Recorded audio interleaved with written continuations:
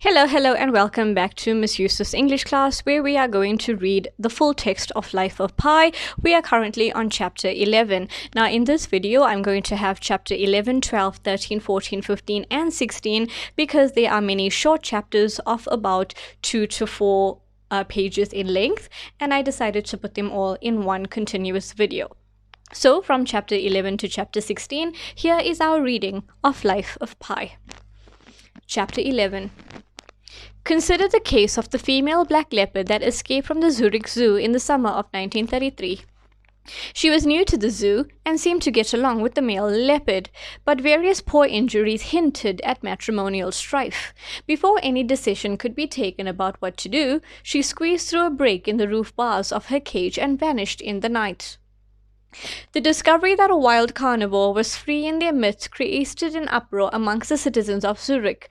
Traps were set and hunting dogs were set loose. They only rid the canton of its few half-wild dogs. Not a trace of the leopard was found for 10 weeks. Finally, a casual laborer came upon it under a barn 25 miles away and shot it. The remains of roe deer were found nearby. That a big black tropical cat managed to survive for more than 2 months in a Swiss winter without being seen by anyone, let alone attacking anyone, speaks plainly to the fact that escaped zoo animals are not dangerous absconding criminals, but simply wild creatures seeking to fit in. And this case is just one among many. If you took the city of Tokyo and turned it upside down and shook it, you would be amazed at the animals that would fall out.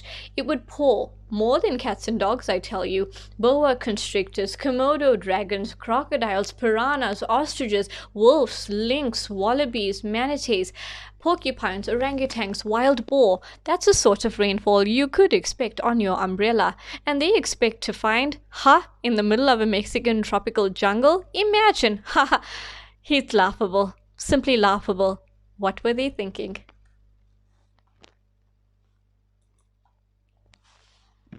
At times he gets agitated. It's nothing, I say. I say very little. It's his own story that does it. Memory is an ocean and he bobs on its surface. I worry that he'll want to stop. But he wants to tell me his story. He goes on. After all these years, Richard Parker still preys on his mind. He is a sweet man. Every time I visit, he prepares a South Indian vegetarian feast. I told him I like spicy food. I don't know why I said such a stupid thing. It's a complete lie. I add a dollop of yogurt after dollop of yogurt. Nothing doing. Each time, it's the same. My taste buds shrivel up and die. My skin goes beet red. My eyes well up with tears. My head feels like a house on fire, and my digestive tract starts to twist and groan in agony, like a boa constrictor that has just swallowed a lawnmower. Chapter 13. So you see, if you fall into a lion's pit, the reason the lion will tear you to pieces is not because it's hungry, be assured. Zoo animals are amply fed, or because it's bloodthirsty, but because you've invaded its territory. As an aside, that is why a circus trainer must always enter the lion ring first and in full sight of the lions.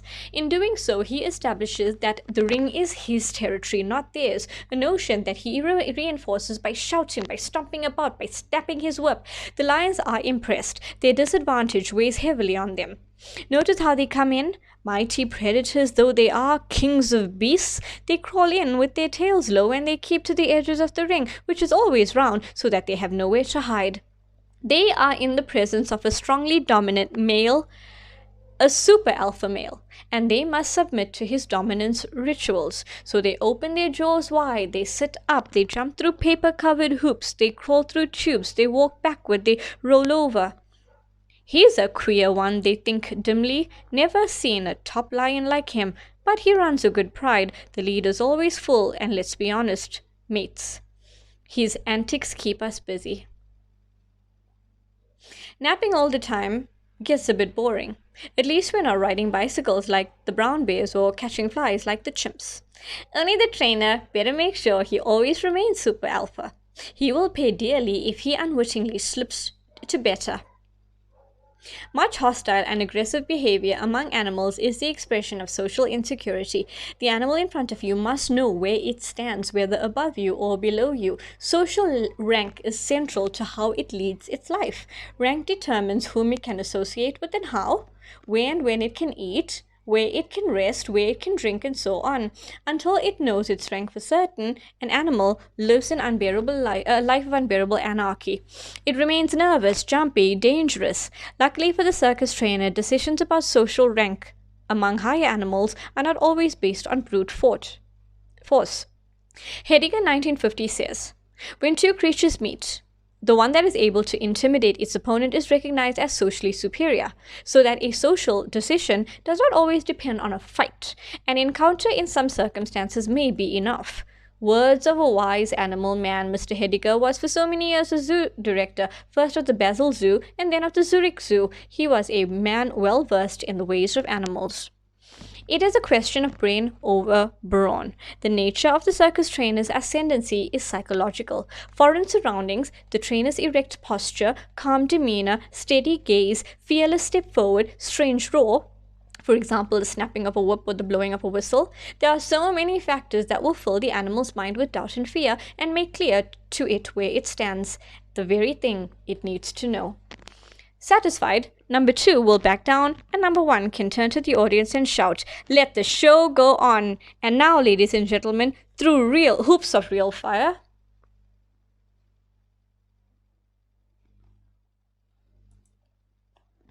Chapter 14.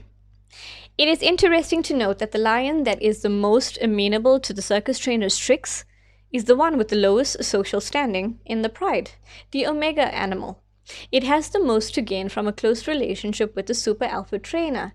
It is not only a matter of extra treats, a close relationship will also mean protection from the other members of the pride. It is this compliant animal, to the public no different from the others in size and apparent ferocity, that will be the star of the show, while the trainer leaves the beta and the gamma lions, more cantankerous subordinates, sitting on their colorful barrels on the edge of the ring. The same is true of other circus animals, and it is also seen in zoos. Socially inferior animals are the ones that make the most strenuous, resourceful effort to get to know their keepers. They prove to be the ones most faithful to them, most in need of their company, least likely to challenge them or to be difficult. The phenomenon has been observed with big cats, bison, deer, wild sheep, monkeys, and other animals. It is in fact a commonly known fact in the trait. Chapter 15. His house is a temple. In the entrance hall hangs a framed picture of Ganesha, he of the elephant head. He sits facing out, rosy-colored, pot-bellied, crowned and smiling, 3 hands holding various objects, the 4th held palm out in blessing and in greeting. He is the Lord Overcomer of obstacles, the god of good luck, the god of wisdom, the patron of healing, simpatico in its highest. He brings a smile to my lips. At his feet is an attentive rat, his vehicle, because when Lord Ganesha travels, he travels atop a rat.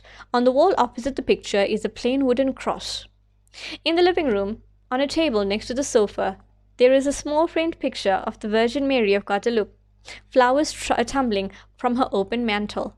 Next to it is a framed photo of the black-robed Kaaba, holiest sanctum in Islam, surrounded by 10,000-fold swirl of the faithful.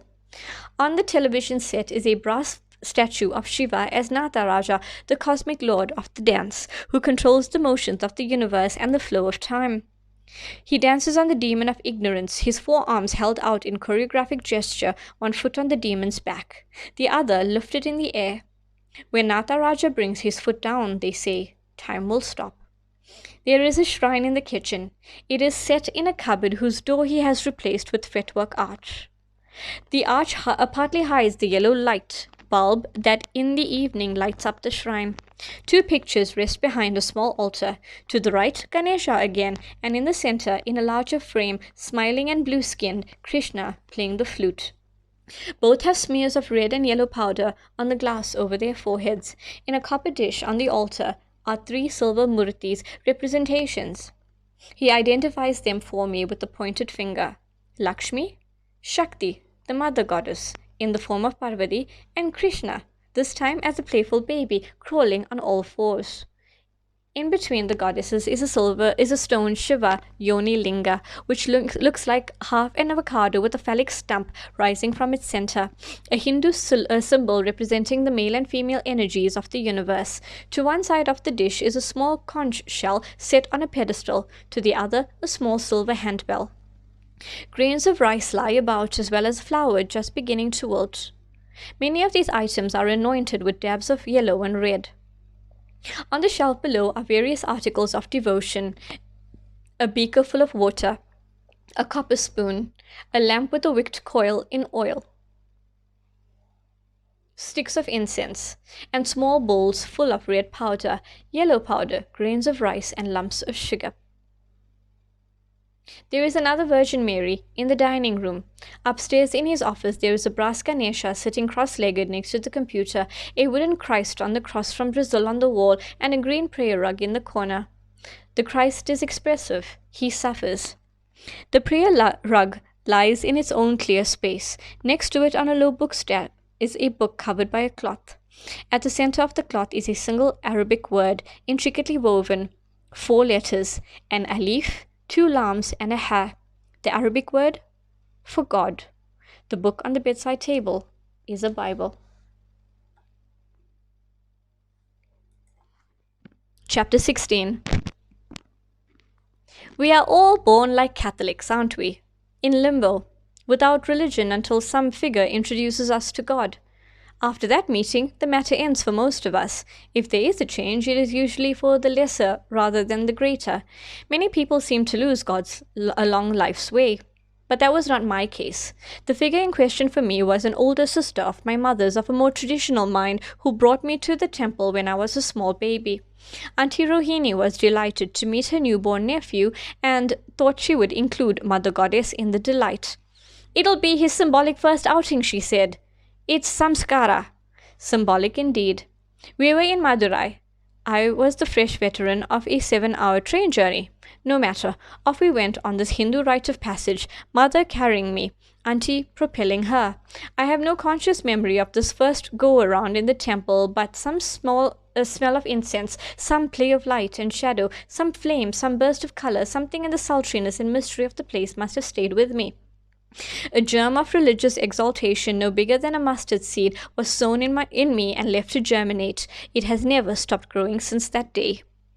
I am a Hindu because of sculpted cones of red kumkum powder and baskets of yellow turmeric nuggets, because of garlands of flowers and pieces of broken coconut, because of the clanging of bells to announce one's arrival to God, because of the whine of the reedy nadaswaram and the beating of drums, because of the patter of bare feet against stone floors down dark corridors pierced by shafts of sunlight, because of the fragrance of incense, because of flames of arati lamps circling in the darkness,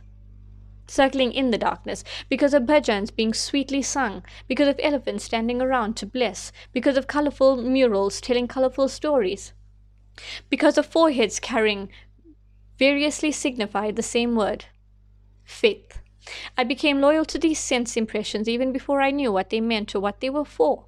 It was my heart that commands me so. I feel at home in a Hindu temple.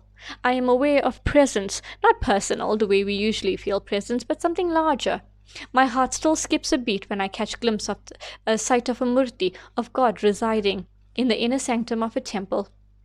Truly, I am in a sacred cosmic womb, a place where everything is born, and it is my sweet luck to behold its living core. My hands naturally come together in reverent worship. I hunger for prasad, that sugary offering to God that comes back to us as a sanctified treat. My palms need to feel the heat of the hallowed flame whose blessing I bring to my eyes and my forehead. But religion is more than rite and ritual. There is what the rite and ritual stands for. Here too I am a Hindu. The universe makes sense to me through Hindu eyes. There is Brahman, the world's soul, the sustaining frame upon which is woven, warp, and weft the soul, a cloth of being, and with all its decorative elements of space and time. There is Brahman Nirguna, without qualities, which lies beyond understanding, beyond description, beyond approach. With our poor words we sew the suit for it. One, truth, unity, absolute, ultimate reality, ground of being, and try to make it fit. But Brahman Nirguna always bursts the seams. We are left speechless. But there is also Brahman Saguna, with qualities where the suit fits. Now we call it Shiva, Krishna, Shakti, Ganesha. We can approach it with some understanding. We can discern certain attributes, loving, mercy, frightening. And we feel the gentle pull of relationship. Brahman Saguna is Brahman made manifest to our limited senses. Brahman expressed not only in gods, but in humans, animals, trees, in a handful of earth, for everything has a trace of the divine in it. The truth of life is that Brahman is no different from Atman, the spiritual force within us, what you might call a soul. The individual soul touches upon the world soul like a well reaches for the water table. That which sustains the universe beyond thought and language, and that which is at the core of us and struggles for expression, is the same thing. The finite within the infinite within the finite. If you ask me how Brahman and Atman relate precisely, I would say in the same way the Father, the Son, and the Holy Spirit relate, mysteriously. But one thing is clear. Atman seeks to realize Brahman, to be united with the Absolute, and it travels in this life on a pilgrimage where it is born and dies, and is born again and dies again and again and again, until it manages to shed the sheets that imprisoned it here below. The paths to liberation are numerous, but the bank along the way is always the same, the bank of karma, where the liberation account for each of us is credited or debited, depending on our actions. This, in a holy nutshell, is Hinduism, and I have been a Hindu all my life. With its notions in mind, I see my place in the universe. But we should not cling. A plague upon fundamentalists and literalists. I am reminded of a story of Lord Krishna when he was a cowherd. Every night he invites the milkmaids to dance with him in the forest. They come and they dance. The night is dark. The fire in their midst roars and crackles. The beat of the music gets ever faster. The girls dance and dance and dance with their sweet lord, who has made himself so abundant as to be in the arms of each and every girl. But the moment the girls become possessive, the moment each one imagines that Krishna is her partner alone, he vanishes. So it is that we should not be jealous with God. I know a woman here in Toronto who is very dear to my heart. She was my foster mother. I call her Auntie G, and she likes that. She is Quebecois. Though she has lived in Toronto for over 30 years, her French-speaking mind still slips on occasion on the understanding of English sounds, and so, when she first heard of Hare Krishna, she didn't hear right, and she heard hairless Christians. And that is what they were to her for many years. When I corrected her, I told her that in fact she was not so wrong. That Hindus, in their capacity for love, were indeed hairless Christians, just as Muslim, in the way they see God in everything, are bearded Hindus, and Christians in their devotion to God are hat-wearing Muslims. Right, that brings us to the end of chapter 16. Stay tuned for chapter 17.